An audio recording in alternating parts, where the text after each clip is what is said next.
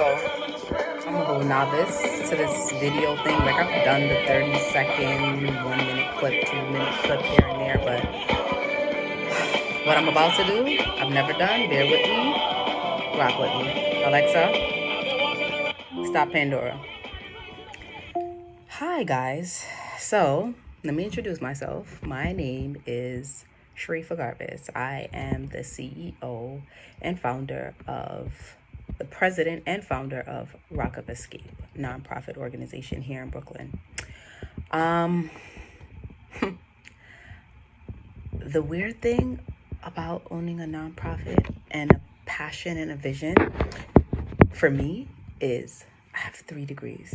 I have a master's in education. I have a BS in forensic psychology, and I have a associate's in criminal justice. It's like the field that I chose to get into now kind of doesn't have anything to do with my education.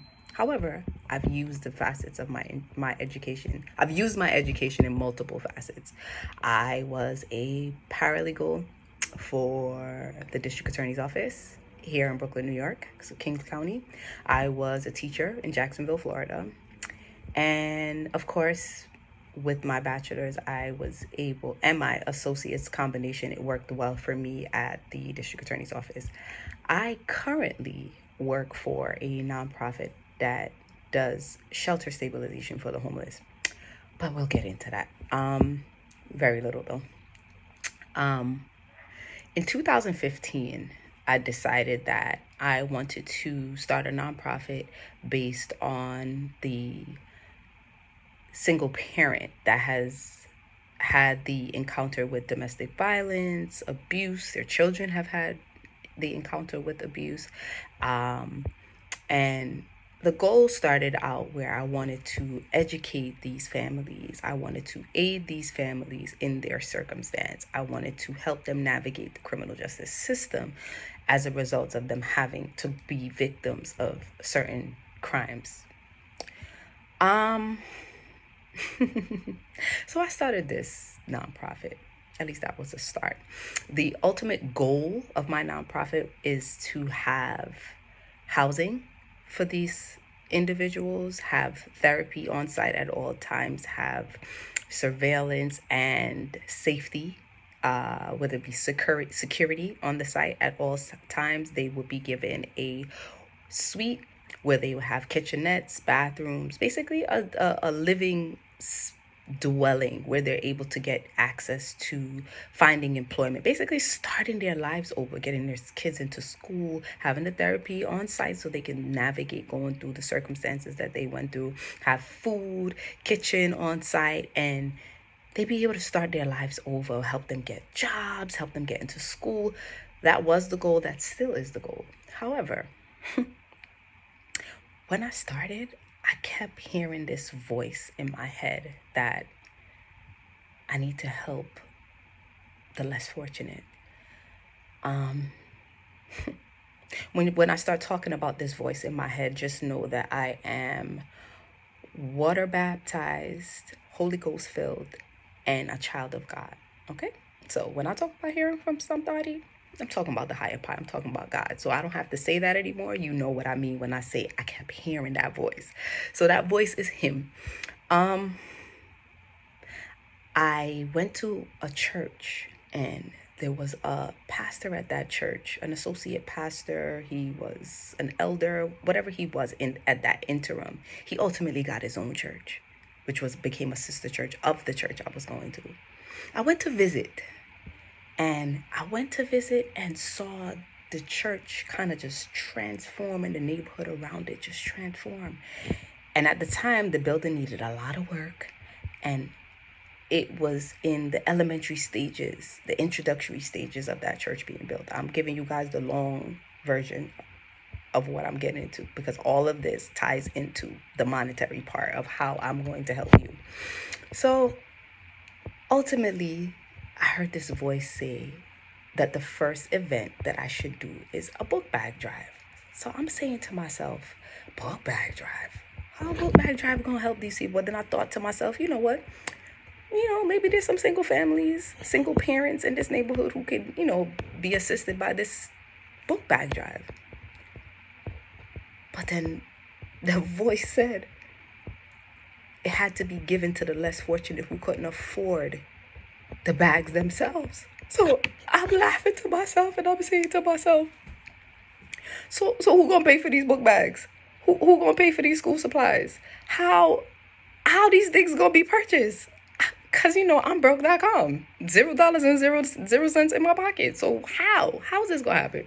So ultimately, I'm in the process of reading my Bible, and I got to 1 Samuel 20, I think. And I don't know if you guys know anything about your Bible. I don't know if you know anything about scripture, but basically I give you the short version of it. David was running from Saul, and he had entered into a cave, which was basically by a big rock. And messengers had sent word to him that Saul had stopped looking for him. And he called that rock of escape. And I was like, that makes sense. If you notice, a lot of churches, they name their churches Rock of Escape as well. But that was my end game to why I named my nonprofit Rock of Escape. So now I'm like, okay, how am I provide these book bags? So not only that, let me reverse. I got to start this nonprofit, which required monetary provision.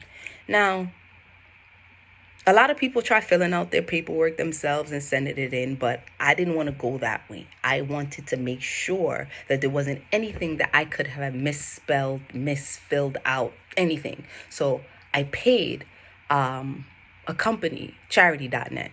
And the gentleman that I spoke to when I first called, he had a whole biblical and scriptural conversation with me before I even told him what I wanted to do. So that's how I also knew that, guess what? This is right. Like this is what I'm supposed to be doing. So anyway, now he gives me the pricing for how he's going to how he can actually get me my 501c3 if I provide him with the documents that he needs. So I'm like, okay, I write it out, I get a board, I get a message, I get a mission, I figure all the things that you need to start your nonprofit. I get it all together. Now, I'm like, okay, I still need money to pay for this stuff. So the number one thing that worked for me was I always had good credit. If I didn't have any money, I had good credit. My credit maintained in the 700s for quite some time, but that shifted. That I was able to walk into a bank that I had created some degree of history with over the time, had car loans, paid off car loans with them, and it worked in my favor that they were able to grant me a loan. I went into that bank, and the amount of money that I wanted to get, they didn't approve, and I was short. So I called my mom, and I was like, Mommy, I went to get this loan, and they wouldn't approve me for the amount of money that I'm going to need. She said, all right, fine. I'll give you the excess that you need. Shout out to my mother because she always be looking out for the kid. I was granted a loan of $9,000. So now I'm saying to myself, okay, I got the loan for $9,000. I also, 9 was quite an intricate number in all of what's going on. I fundraised. I got $900. I said, So now I have the money to buy these book bags. I have the money to buy the super supplies to go into these book bags. And I have to create an event. Never created an event before. I spoke to one of my church sisters. She gave me a list of emails from multiple corporations that she had worked with in the past to send a letter to. A letter that I was actually asking for donations, and I switched it up a little bit. And I not only asked for donations, but I asked if they could attend my event. The first person to respond was New York Dentist Association, or New York City Dentistry. They provided over 300 toothbrushes and over 300 travel size toothpaste. I'm like, oh wow. I found out every shelter that was in that area that I was going to have the event in. I asked the pastor of the church if I could have the event there. So everything was streamlessly coming together. The second person to respond was New York City Mental Health and Hygiene. They came out, they brought information. And the third person to respond was Omar Hawthorne. I will never forget his name. He did the fundraising for Golden Krust. Golden Krust donated patties of various sorts to the event. I was able, with the donations and the loan, to pay for all my filing, to fill 131 book bags, purchase 131 book bags, and fill from kindergarten to 12th grade bags at this event. Now, I pulled the board together. I had a plaque made so that the kids could take pictures in front of the plaque with the name of the company and the book bags on their backs. And I had a photographer, which came free of charge and just lent her service. And she has done so to several of my events that I've had. And shameless plug, we're Rock of Escapes. Hoodie, oh yeah, Brooklyn Boroughs. And it just shifted from single parent, homeless, or domestic violence community to the homeless population. We did a book bag drive, and I didn't have the money. God provided the money. People have poured out immensely into this corporation. Now, I told y'all that I had that $9,000 debt, right? So, how am I pay that back? Now I'm thinking to myself, okay, event is great. Money is spent. But how are you paying it back? Because the nonprofit isn't bringing in money. I haven't received any funding. I haven't received anybody's donation outside of having an event and asking people to donate. But the donations that I received wasn't enough to compensate for the financial situation, the financial pour out that was I was having to pour out of my own finances to be able to pay to run this nonprofit. The website had to be paid for. The little things that needed to be paid for, I would have to do my filing every year, whether it's with the New York State Attorney General or IRS, because IRS don't play with their money. So I had to do my filing every year. I had to do all that. Initially, I paid a young lady to do those things for the first 2 years. And it turns out, now I know, that the filing wasn't even completely done, or it wasn't accurately done. So I had to go back and file everything from 2015 to the State Attorney General's office to keep this nonprofit in function. Now,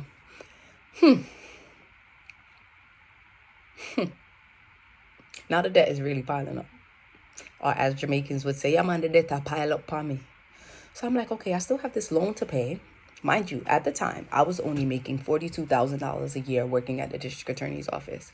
I had all of my bill them to pay.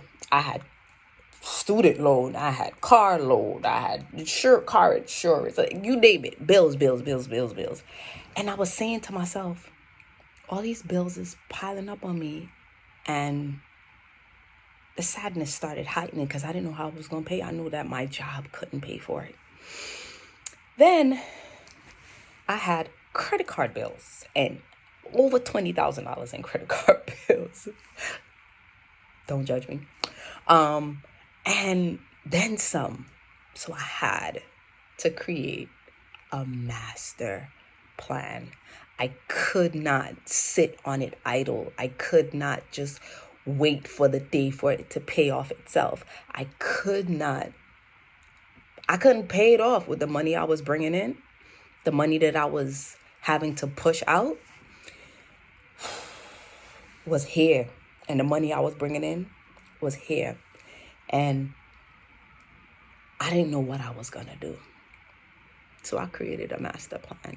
I sat down. If there's one thing that I know that I'm good at, is putting paper to pen and creating a plan and working things out and sticking to a plan and telling myself no. I had to learn to tell myself, mind you, I'm an only child, and I don't generally have to tell myself no. I had to tell myself no. I had to formulate a plan. I had to. I didn't have any other choice. I decided that, okay, I have to write down all of my debt. Oh, was that a hell of a hell of a task. I had to write down how much I owed every credit card. I had to write down how much I owe my loans, including my student loan. I had to write down everything that I was paying out per month to each debt, and then calculate it. Then I had to calculate what I was bringing in. And of course, you do the subtraction, you carry the one, you do this, you that, you that. And that's when it really, really hit me. Girl, girl, how you gonna get out of this? How? Then I was having a conversation with a friend who told me her father had picked up an extra job and it provided him money to get out of a hole he was in. So, told her to give me the information, and she said that he had worked a paper route. And the paper route, this was years ago, but she said I could potentially still find it in the newspaper. So I grabbed the newspaper. I started reading, looking in the wanted ads. I come across the newspaper ad. So I call her. Girl, it's still in there. She tells me, so the go-getter, no holds barge, gotta make it happen, gotta get it done, Sharifa jumped in, called them, and they say, yeah, we're here. Come in midnight on Monday, and we'll set up all the paperwork for you. I said, okay. I was like, so this is no interview, it's no nothing. Anybody can just walk up in here and get a job. So I drove to Long Island City, and that was exactly what it was.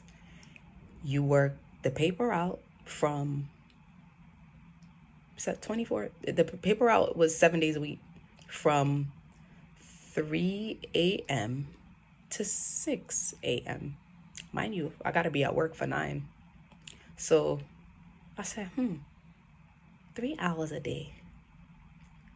But I didn't pay attention to the hours of the day it was. 3 a.m. to 6 a.m. But if you know anything about work, it's never what they make it sound like it is. It's never 3 a.m. to 6 a.m. If you know what you're doing, yeah, but when you first start, it ain't that. So you gotta go there, you gotta get the route that they assign to you. Of course, they give your girl the hardest route. However, they provide an individual to do the route with me. So that was the saving grace. I figure out my route, and then your girl starts throwing newspapers from 3 a.m.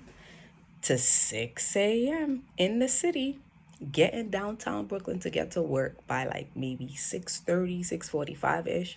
And then I would sleep in my car and go to work. Now, I was also going through a custody battle with my son during all of this. And question to me is, how are you going to do this and that he doesn't feel this in the time that you're spending with him? Because, of course, the first day of my custody battle, court sends my kid to go live with his father. The nerve. But I had to do what I had to do. I had to make life work. So from 7 days a week, from 3 a.m. to 6 a.m., I was doing a paper route in the city. I ain't never been in that great a shape. I kid you not. When I tell you, I was in bing bang boom shape. That's what Jamaicans would say. Yes, I was. Um, I was only making 500 and must be $24 every 2 weeks. But I had to do something that was gonna put a dent in the debt. I had to do something. Something had to be done. So I suffered and I banged my belly and I went to work 7 days a week. Rain, sleet, snow, hails, you name it. Storm, snowstorm, you name it. I was throwing papers. Maybe 8 months in, God made another way. And granted, I was sending that $1,000+ to my debt. I wasn't touching it. I wasn't going shopping. I wasn't doing anything with it besides paying my debt. All of that went to debt. So that is the first way, and I'll go into detail, I got into paying off my debt. I was able to pay off $20,000+ of debt in about a year, a little more than a year, because I put every single dollar from that second job into paying off that debt. So I was doing my day job, my night job, I was planning events for Rock of Escape, and I was spending Friday, Saturday, Sunday with my son. When he would go to sleep, he would be with my mom, and I would go to work, and by the time he wake up, I'm in my bed sleeping because I just came home from job 2. So I hustled. And the hustle ain't stopped there because the hustle kept going. So if you want to keep rocking with your girl to see more about how I cleaned up that first set of debt, because there's more to it, I'll see you guys Saturday next week, 6 p.m. See you then.